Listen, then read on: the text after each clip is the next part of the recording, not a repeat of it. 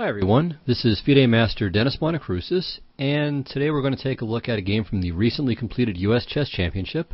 This is from the penultimate round, or I should say the last round of the quad finals, but before the Armageddon games. That's why it's the penultimate game. It was played by the two people who played in the Armageddon game, Yuri Shulman, who had white, and Monokroussos, obviously, with black.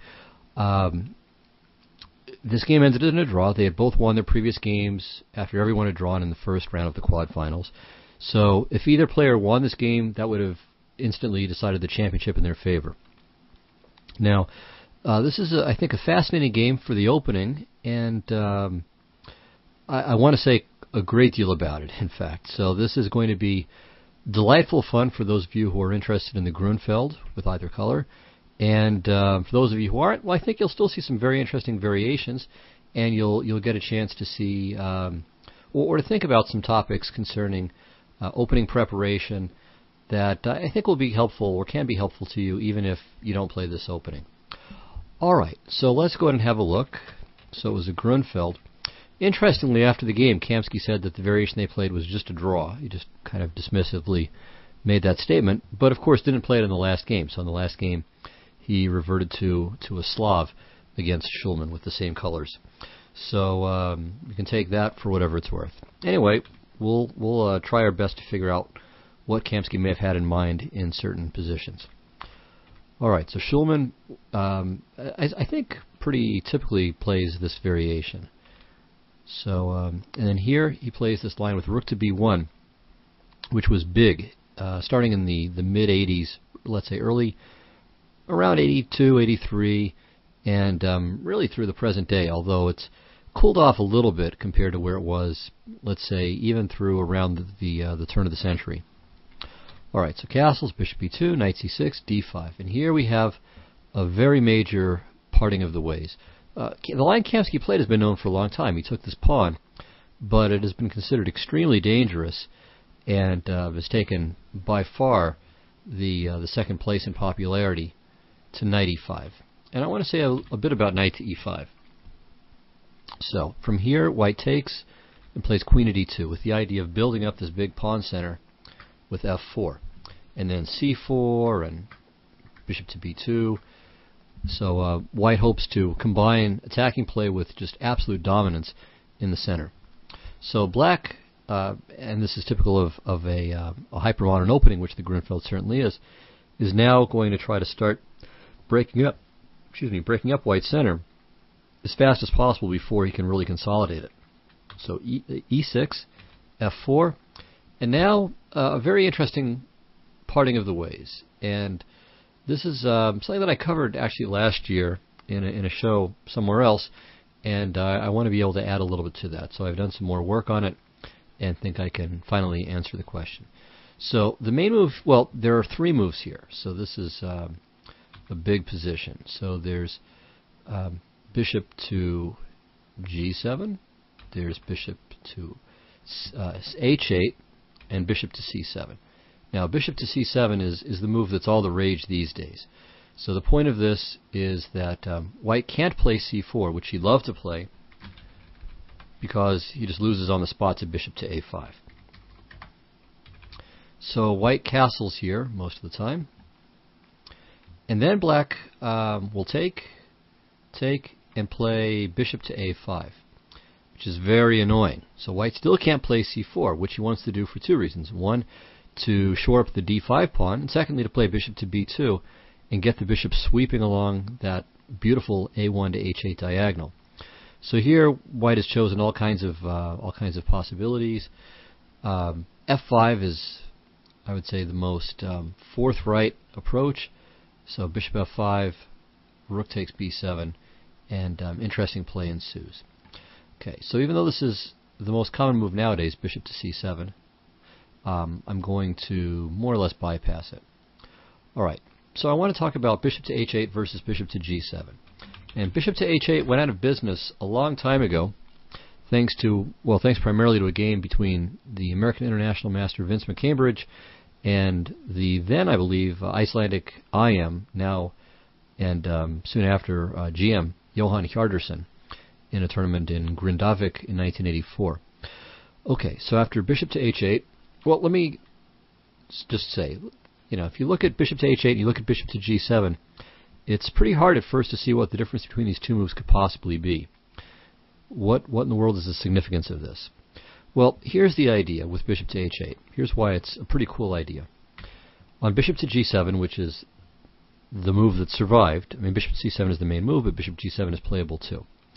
So c4, rook e8, e5, f6, d6, f takes e5, bishop to b2, e takes f4, bishop g7, king g7, castles. Okay, so here white is going to regain the f-pawn and have pretty good play. We'll come back to this position as well. In fact, there's quite a lot I want to say, enough that this might be a two-part show. All right, but from here, black would love to play the move e5. So instead of rook f8, e5 would be just super desirable if it were possible. But there's a problem with this. Can you see what it is? Well, the answer is this nifty tactic d7. And this wins a piece. So if bishop takes d7, d7, then rook takes b7, and if rook e7, rook f to d1.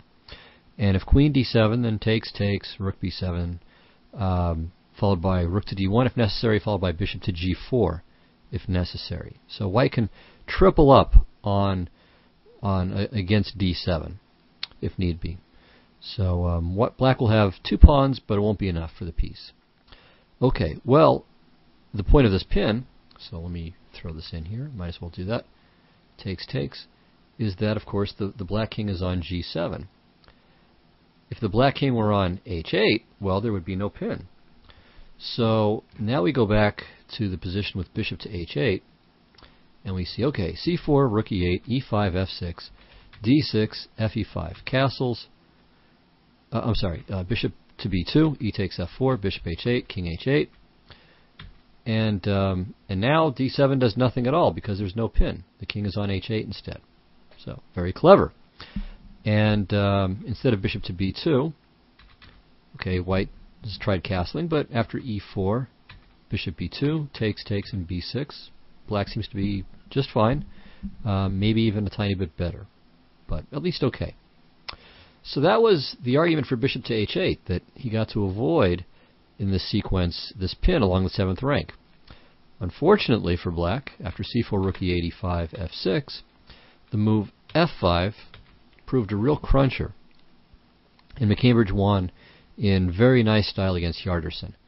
So the game continued g takes f5, rook to b3, rook e7, trying to cover up on the 7th rank, d6, rook g7, ef6, queen f6, bishop to b2, e5, and now more violence. Bishop takes e5, queen e5, rook e3.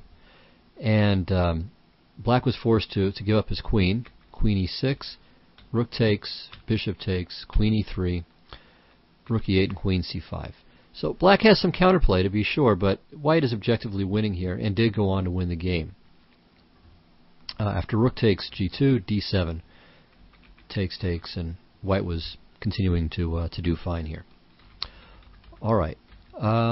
Instead of queen to e6, you might wonder, well, why not queen a1 check? Well, here's what happens. King f2, queen takes h1, rook e8 check, king f7 is the only move, bishop h5 check. Okay, if king f6, then queen h6 I think is pretty strong. So rook to g6, but now rook e7 check, king f6, queen c3, queen g3, and bishop takes g3. And the black king is going to perish here. So, a very impressive piece of analysis by McCambridge. All right, well, let's go back then to the bishop to g7 variation, and then ask, in turn, well, gee, if that's so great, why doesn't white play f5 here? So the move that white plays in this position is d6, which we already saw. d6, fe5, bishop e2, ef, takes, castles, and so on. Right? We saw why e5 was impossible, and I mentioned that rook to f8 was the main move. Okay, but why not, going back here, why not play f5? Well, here I think is the answer. Black should play g takes f5 here. Now, in the bishop to h8 line, okay, if g takes f5 here, rook to b3, we already saw this. Okay, so we can do the same thing with the bishop on g7. Okay, so the exact same position. But now with black's move, he can play f takes e5. And here, if rook to g3, then f4, and black is just completely winning. The difference is, going back to the bishop to g7 version, find my place here. Okay, yeah, so rook to, sorry, and this is the bishop to h8 version. So rook to g3, rook to b3, pardon me. And now, if f takes e5, rook to g3 comes with check. And this makes all the difference in the world, this one tempo. So bishop to g7, d6, let's say f4, and now rook takes, king takes, castles, gives white actually an incredibly dangerous attack, and white is objectively better here. White's going to play bishop to b2, this falls, and black's queen side is dormant, so white is better here. How much better, I'm not positive, but white's already better, even down a lot of material. But it's going to come back, and black's very exposed king and very weak dark squares are going to cost him. So that's the big difference here. That one extra tempo that black has with bishop to g7 is such that in this position there's just nothing. Rook takes g7, king g7, bishop to b2 is just no big deal. For one thing, the queen can defend the e-pawn, and d7 is not ready to be played. The pawn's still back on d5. So just to illustrate what I'm talking about, takes, bishop to b2, queen g5 if nothing else, and if d6, see if the pawn was already on d6, there might be d7, but it's not. So just bishop to d7, assuming queen takes g2 isn't also, well, queen g2 is iffy, but just bishop to d7, and black should be just fine. So this makes all the difference in the world here. All right. So after f6, then white doesn't play f5, but plays d6. And now the key variation goes like this. And it's a very long line that's been known for 25 plus years. F takes e5, bishop to b2, ef4, bishop g7, king g7, castles. Again, not e5 now, but rook to f8. So rook f4, queen f4, queen f6, queen e4, rook b8, rook f1, queen d4 check, takes, and we have an endgame that's been known since at least 1983. And all right, the right move order here. So we'll get to the endgame the right way. Rook to b1, bishop d7, bishop f3, b6, c5, rook c8, c6, and now bishop takes c6. Rook c1, bishop d7, takes, bishop c6, king f6, d7, takes, and okay, this is still not new. So we're on move 33 now for black, but this has been known. So there was a game, Novikov-Petrienko, and I'm not sure where this game deviated or if the game got this far, but the analysis of the game got this far, and it was e5, king f2, e4, bishop c6, king e5.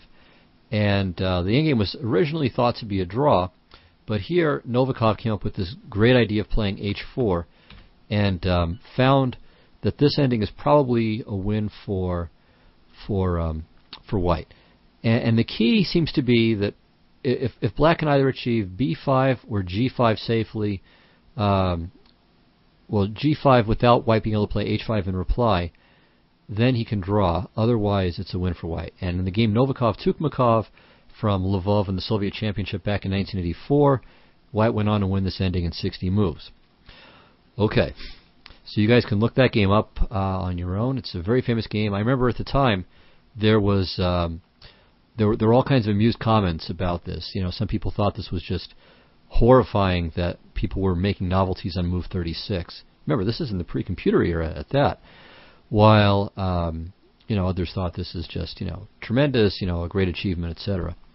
Well, going back here, Mikhail Marin against Yuri Shulman, so the star of our game here with white, or one of the stars, came up with the move king to e5, which apparently had been analyzed deeply by Kasparov as well. though, and this was back in the mid '80s when he was playing the Grunfeld against Karpov in their matches, and he was never able to get to a position where he was sure that it was a draw. So he never ended up going into this variation, but he had spent a great deal of time analyzing it, as I think he mentioned in his not my great predecessors, but whatever he called the next set of volumes after that. What's it called? Well, it was, I think, part one. It was either part one, Revolution in the '70s, or part two, Kasparov versus Karpov. Oh, it's the series Gary Kasparov on Modern Chess. So it was in that series of books that he mentions this. Anyway, Marin played this against Shulman last year in 2009, and won the ending. Although it's a draw, I mean, Shulman was pushing and just pushed too hard and eventually lost. So very fascinating. The game continued: King F2, King D5, King E2, E5, Bishop C8, B5. So black is fine there. Could also have played E4. So let's check here: King D2, A5, Bishop E4. Again, B4 is equal. King B4, H4, King A3, G4, King A2, H5, B4. And then here, Bishop takes G6 would have given white the better half of a draw. Instead he played H takes G6, H G6, Bishop G6, B3, G5, A4, Bishop F7, King A1, and now black was winning. So they both queen, but white's king is in trouble here against all the passed pawns, and he has no attack. So the game ended like this.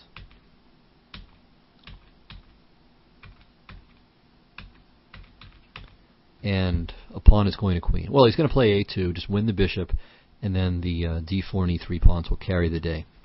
So going back to this position, instead of H takes G6, if Shulman played Bishop takes G6, then he can at least play for a win still in the following variation given by Marin, and also I think by Golubev.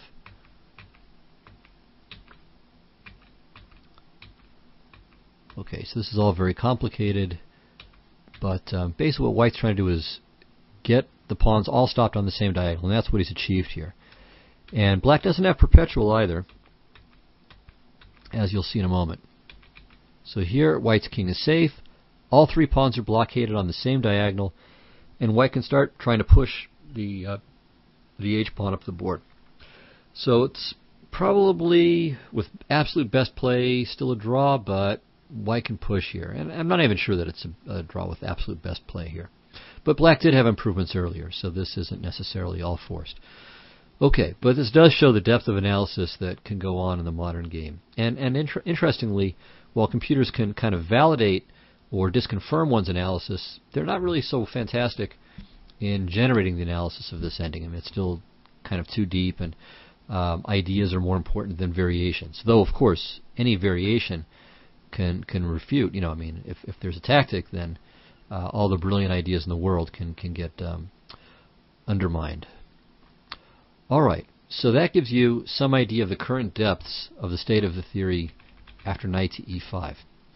All right, well, in this game, Kamsky played the move bishop takes c3 check. And this goes off in a different direction. And what I'd like to do is challenge you. So after the forcing series, bishop to d2, takes, knight a5, h4, bishop to g4. Okay, this is the game, and this has happened in many games, in fact. But I would say, as a very good analysis exercise, try on your own to just see what you can come up with. You know, try yourself, not the computer, not doing research, but see what you can find for white. Because it looks as if black should just be in terrible trouble here. And, okay, for those of you who don't want to hear any more, well, okay, let me put it this way.